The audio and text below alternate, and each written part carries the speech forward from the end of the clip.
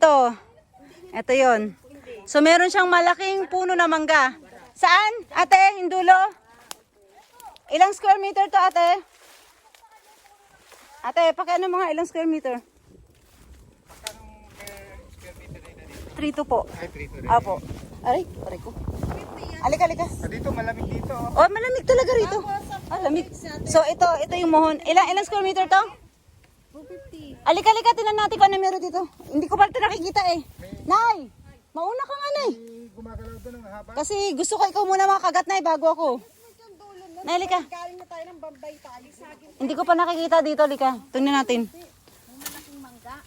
Hindi ko pa nga nakikita itong lugar na to eh. Gumagalaw ang haba, oh. Oh, siyempre, kuya, ikaw naman kuya eh. Nananakot pa eh. Hindi, totoo yun, oh. Oo nga. Oo. Yan. Ay, sarap dito. Lin. Sarap dito, ang lilim. So, ito yung tabi-tabi po. Maganda maglagay kubo. Tabi-tabi po. Century old na ano, oh. Ayan. Oh. Tulad, spray kubo ha. Wag isang lote. Wala tayong. Ilang kinuha ni ate? Ilang kinuha mo? Dalawa. May free kubo ka, sabi niya. Kasi dalawa kinuha mo. Tulats daw. Pag naka-tulats, may free. Kulay pula, no? Dandahan. Gusto ko makita yung free isment nito. Ayun na nga, ismenta ngayon. Karambong baba. Ano ka nga ba? Ismenta na yan. Oo nga, saglit pa.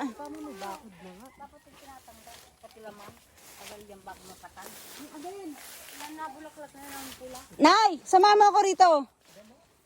Ate, saan dito? Hanggang saan dito? Ate, sumama mo nga yan. Ate. Shh. Ate Bet, asan dito yung ano? Yung mohon dito sa likod. Wala na naman. Ito, tinatayuan ko nga. Ayan o. Ayan. Tart, andyan ba yung mohon sa tapat mo? Itong diretso o. Oh, ang tanong ko nga, hanggang saan dito? So, bali, saan ang free isment ito? Ismenta yan dyan. To. Basta may ganyan, ismenta yan. Hanggang dito lang yan sinatayuan ni nanay. Lote yung lupa niyan. So, ito yung free isment nitong katabing lupa. Ayan, oh. Yan. Oh, medyo malalim ang ano dito, creek. Bakit ang lalim ng creek dito? Malalim nga yan. Ang lalim dito. Ang lalim ng creek dito. Hindi ko na makita yung creek. Natatakot ako. Baka bumagsak ako. Oy, ang ganda ng paru-paro. Ang ganda-ganda ng paru-paro, oh. Ang lalim ng isment dito.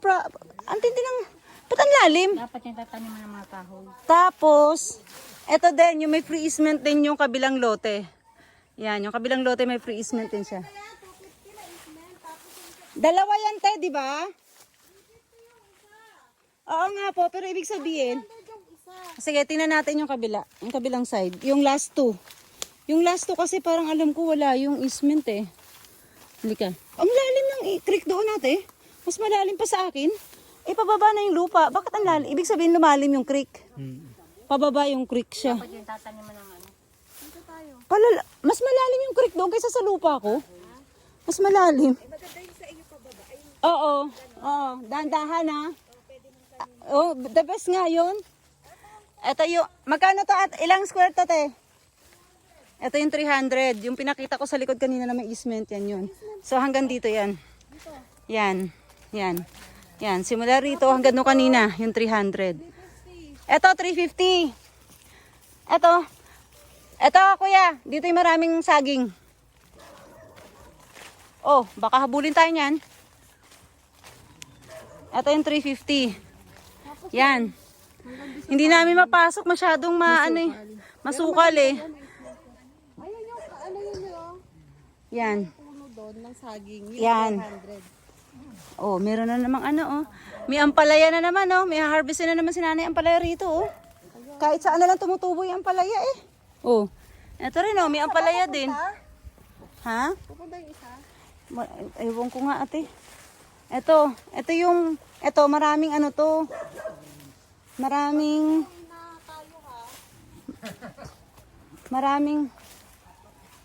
tawag dito, maraming ano dito, yung eto, diretso lang to. Diretso lang siya. Pero ang dulo nito kuya, kapantay niya na yung ano, yung creek. Hindi siya katulad doon kanina na mataas. Dito paglikod niya. Gusto niya makita? Kuya, papasok ah.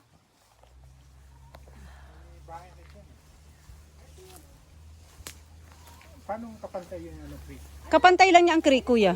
Ay, mababaw. Mababaw na.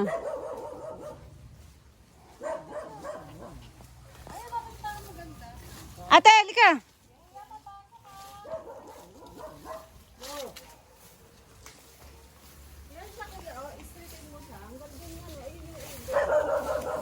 Ayun. Ilog na yun. Di ba flat siya pag ano? Oh, May ilog yan doon, mababa. oh, yung lagas lang.